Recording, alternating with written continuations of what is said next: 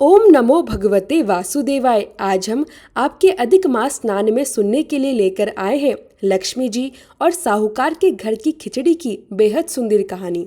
एक साहूकार था, उसके 7 बेटे थे और 7 बहुएं थी। घर में किसी भी बात की कोई कमी नहीं थी। पूरा परिवार प्रेम से हंसी खुशी और मिलजुल कर रहता था। घर में अपार संपत्ति थी और सभी एक दूसरे का आदर करते थे। एक दिन लक्ष्मी जी गांव के बाहर पीपल के वृक्ष की ऊंची टहनी पर बैठी हुई थी। वहां से उन्हें पूरा गांव साफ दिखाई दे रहा था और साहूकार का घर भी पास में ही था। उसी दिन साहूकार के घर में खिचड़ी बन रही थी। लक्ष्मी जी का ध्यान साहूकार के घर की ओर गया। उन्होंने देखा कि बड़ी बहू रसोई में आई, खिचड़ी का पानी चढ़ाया, उसमें नमक और हल्दी डाली और फिर दूसरे काम में चले गई। थोड़ी देर बाद दूसरी बहू आई, उसने चावल और मूंग की दाल उबलते पानी में डाली और मन में सोचा कि शायद नमक अभी नहीं डाला गया होगा, इसलिए उसने नमक डाल दिया। फिर तीसरी बहू रसोई में आई, उसने देखा कि खिचड़ी पकने में बड़ा समय लग रहा है और सोचा कि शायद नमक कम होगा, इसलिए उसने भी बिना पूछे नमक डाल दिया।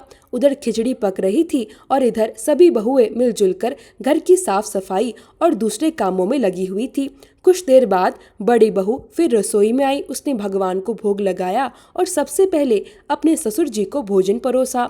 ससुर जी ने जैसे ही खिचड़ी का पहला ग्रास मुंह में रखा, उन्हें महसूस हुआ कि खिचड़ी में नमक बहुत ज्यादा है। लेकिन उन्होंने मन ही मन सोचा, अगर मैं आज खाना नहीं खाऊंगा तो पूरे परिवार वाले भी खाना नहीं खाएंगे, फिर यह खिचड़ी बाहर फेंकनी पड़ेगी। बाहर गाय कुत्ते आकर इसे खाएंगे और घर के बाहर गंदगी हो जाएगी, फिर दोबारा से खाना बनाना पड़ेगा। इससे अच्छा है कि मैं यह खिचड़ी प्रेम से खा लूं।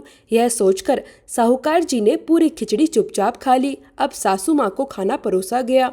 जैसे ही उन्होंने पहला कौर खाया, उन्हें भी नमक बहुत ज्यादा लगा। एक पल के लिए उनके मन में गुस्सा आया, लेकिन तभी उन्होंने देखा कि उनके पति जी आराम से खाना खाकर हाथ धो रहे हैं। उन्होंने मन में विचार किया, जब मेरे पति ने कुछ नहीं कहा तो मैं क्यों किसी को बुरा महसूस कराऊं। यह सोचकर उन्होंने भी मुस्कुराते हुए पूरा खाना खा लिया। फिर घर के बड़े बेटे को खाना परोसा गया। जैसे वह खाना खाने बैठा, उसे भी खिचड़ी बहुत नमकीन लगी, लेकिन उसने मन में सोचा, जब मेरे माता पिता इतनी शांति से खाना खा सकते हैं तो मैं क्यों शिकायत करूं। उसने भी बिना कुछ बोले पूरा भोजन प्रेम से कर लिया। अब बाकी भाइयों को खाना परोसा गया। सभी भाइयों ने यही सोचा, जब हमारे माता पिता और बड़े भैया इतने समझदार और शांत हैं तो हम क्यों किसी को दुख पहुंचाए। ऐसा सोचकर बाकी 6 भाइयों ने भी चुपचाप खिचड़ी खा ली। अब बड़ी बहू खाना खाने बैठी। जैसे ही उसने खिचड़ी खाई, उसे भी नमक बहुत ज्यादा लगा, लेकिन उसने मन में विचार किया, जब मेरे सास ससुर पति और देवर सभी ने बिना कुछ कहे खाना खा लिया तो मैं क्यों पूछूं कि नमक किसने ज्यादा डाला। उसने भी चुपचाप प्रेम से भोजन कर लिया। फिर बाकी बहुएं और बच्चों ने भी यही सोचकर खाना खा लिया कि जब घर के बड़े कुछ नहीं बोले तो हम क्यों शिकायत करें। इस तरह पूरी खिचड़ी खत्म हो गई। यह सब दृश्य लक्ष्मी जी पीपल के पेड़ पर बैठी देख रही थी। तब लक्ष्मी जी ने मन ही मन सोचा, जिस घर में इतनी संपत्ति होने के साथ साथ प्रेम, शांति, बड़ों का सम्मान और छोटों से स्नेह हो, ऐसे घर को मैं कभी नहीं छोड़ सकती, क्योंकि जिस घर में बड़ों का आदर और छोटों से प्यार होता है, वही घर स्वर्ग के समान बन जाता है। लक्ष्मी जी ने आगे सोचा, परिवार की सुख शांति ही सबसे बड़ा धन है। इसके बाद लक्ष्मी जी उसी घर में विराजमान हो गई। उनके आशीर्वाद से साहूकार के घर में खूब धन बरसने लगा। दिन दूनी और रात चौगुनी तरक्की होने लगी।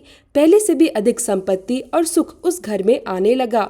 हे लक्ष्मी माता, जैसे आप साहूकार के घर में विराजमान हुई, वैसे ही सबके घरों में भी सुख शांति और समृद्धि लेकर आना, सारे परिवार की रक्षा करना।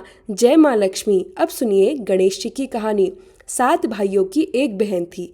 वह सबकी बातें ध्यान से सुनती, लेकिन जैसे ही गणेश जी का नाम आता, वे अपना घाघरा झटका कर वहां से चली जाती। यह बात गणेश जी को बिल्कुल अच्छी नहीं लगी और उन्हें बहुत क्रोध आया। तब गणेश जी उस बहन को डराने लगे। डर के कारण वह बहन धीरे धीरे सूखने लगी और बहुत परेशान रहने लगी। भाइयों ने उसकी परेशानी का कारण जानने की बहुत कोशिश की, लेकिन उन्हें कुछ पता नहीं चल पाया। लेकिन उनमें से 7वां भाई बहुत तेज था। वो एक रात में वेश बदलकर बैठ गया और गणेश जी को पकड़ लिया। उसने पूछा, आप कौन हैं और मेरी बहन को क्यों डराते हैं? तब गणेश जी बोले, मैं गणेश हूँ। तुम्हारी बहन सबकी बातें तो सुनती है लेकिन मेरे नाम से बहुत दूर भागती है, इसी कारण से मैं उसे डराता हूँ। भाई ने हाथ जोड़कर कहा, हे गणेश जी, इसका कोई उपाय बताइए। तब गणेश जी बोले, जब भी कोई कथा या कहानी कही जाए तो गणेश जी की कथा कहे बिना वहाँ से नहीं उठना चाहिए। उस दिन से बहन ने नियम बना लिया कि वह गणेश जी की कहानी सुने बिना भोजन नहीं करेगी। इसके बाद गणेश जी बहुत प्रसन्न हुए और उन्होंने उस बहन का घर सुख समृद्धि से भर दिया।